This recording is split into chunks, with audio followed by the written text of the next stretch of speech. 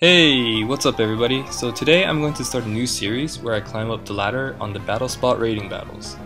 I do my battles on my Omega Ruby version, which is in Japanese, which is why my name on the bottom left corner is in Japanese. And I'm playing this video on my Alpha Sapphire version because it's in English and I want my battles to be, I want my videos to be in English. The reason why you see the played up there is because I thought I needed to upload the videos online before I can play it on my Alpha Sapphire version, but it turns out that since I do share the same SD card amongst both games, I could just choose the battles that I do on both games on each one, which is pretty useful to know for the future. Anyways, yeah, I haven't done rating battles in quite a while. I do have like new teams and stuff, so I am a bit rusty and I am gonna make a lot of misplays, and there's a few misplays in this battle as well, so look out for that. And yeah, forgive me for any of the terrible plays I'm going to be making. So anyways, for this battle I went with Zapdos, Salmons, and Aegislash. Zapdos is usually my lead because it has really high scouting power with Volt Switch, and I do have a lot of coverage with Heat Wave and Hidden Power Ice, so I do beat a lot of Salmonses, and if Salmons goes for Outrage I can just switch into Aegislash, and if he does get the 3 turn I can King Shield it and lower its attack and go for the counter attack, which is really useful.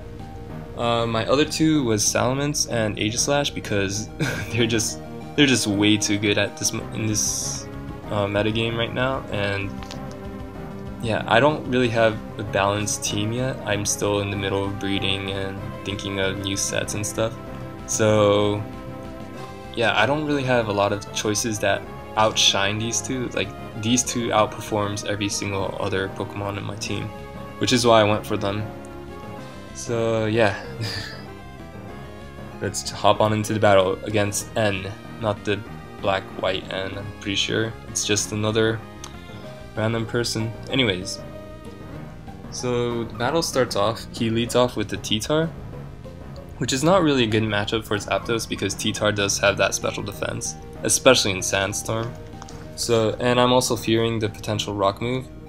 Even though I do have a lot of defense, I'm carrying max defense, there's no reason why I should take unnecessary damage for Zapdos, so I do Volt Switch out of there and go into Aegislash to take the potential rock attack.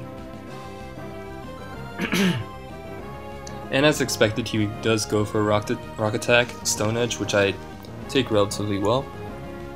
And I do reveal the leftovers. I have leftovers because I need a means of recovery, because both my other two Pokemon share the same weaknesses in Ice and Rock, and I do need to switch into those moves, and Aegislash is going to take a lot of those kind of hits. And without leftovers, it's going to have a lot of trouble staying alive in longer battles where it's going to have to switch in back and forth a lot. Anyways, yeah, so I went for King Shield there because I was expecting Crunch, but he does reveal the Stealth Rock and Earthquake, which is bad because Stealth Rock is not appreciated by my other two Pokemon, and Earthquake does not make contact, so I can't lower its attack.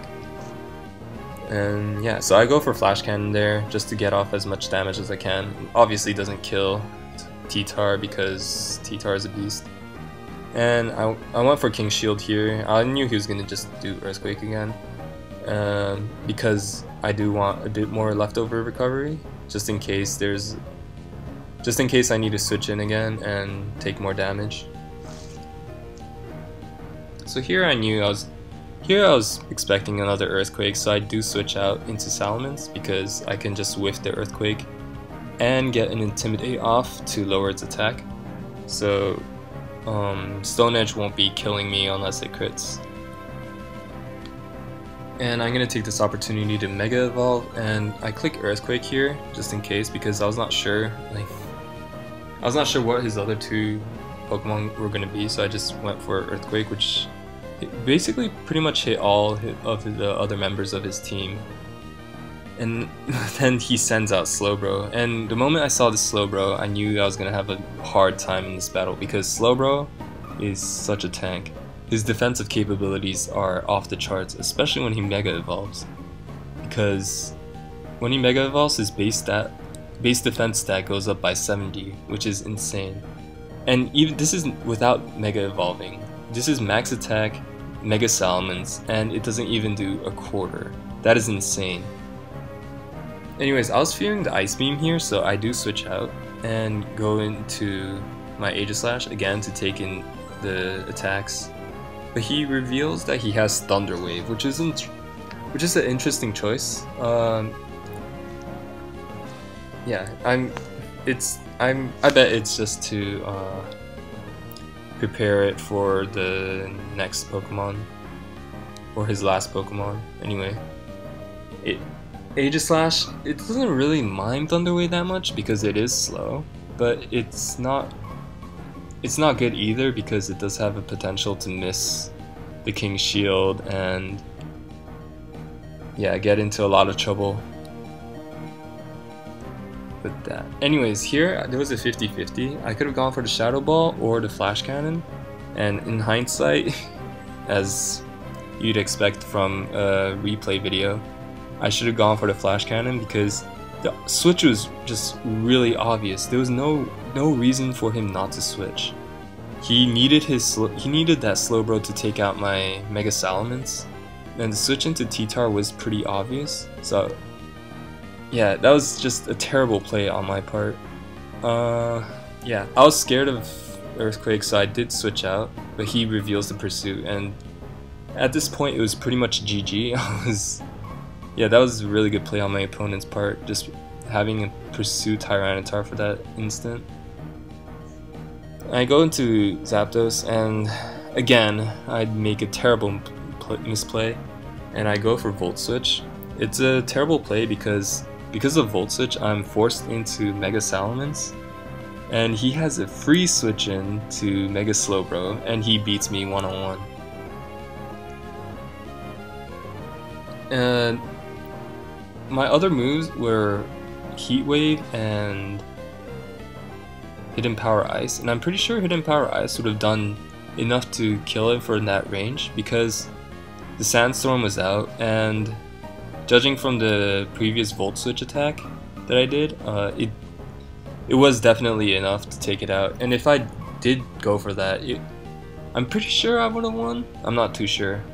It's all hindsight bias anyway. So yeah, he does reveal the Ice Beam as predicted, and he gets a crit, which is obviously not important because I do have 4 times weakness to that. And I go into Zapdos, and I was expecting a switch into Ferrothorn for whatever reason, because he did have Ferrothorn in Team Preview, and I don't know, in my head I was like, yeah, he's gonna switch into Ferrothorn to take in a Volt Switch. But then there was no reason for him to switch. Like, Slowbro basically did its job. If his third Pokemon, which turned out to be a Blaziken, if it died, like, Slowbro was not gonna do anything anyway. So the sack was so obvious, but I didn't go for Volt Switch. I predicted a switch, which was a terrible, terrible play. Anyways, yeah, as you'd expect, if you make a lot of terrible mistakes like I did, you will lose the game. And yeah, I hope to get better anyway. This has been a while since I've done Battle Spot battles, and like even before I was not really a champion at it either. But yeah, I'll get used to playing with this team a bit when I like practice more, and yeah, hopefully I can make better plays, better decisions, and yeah, get rack up some more wins and get up in the ladder. Anyways, thanks for watching, guys. I hope you guys enjoyed.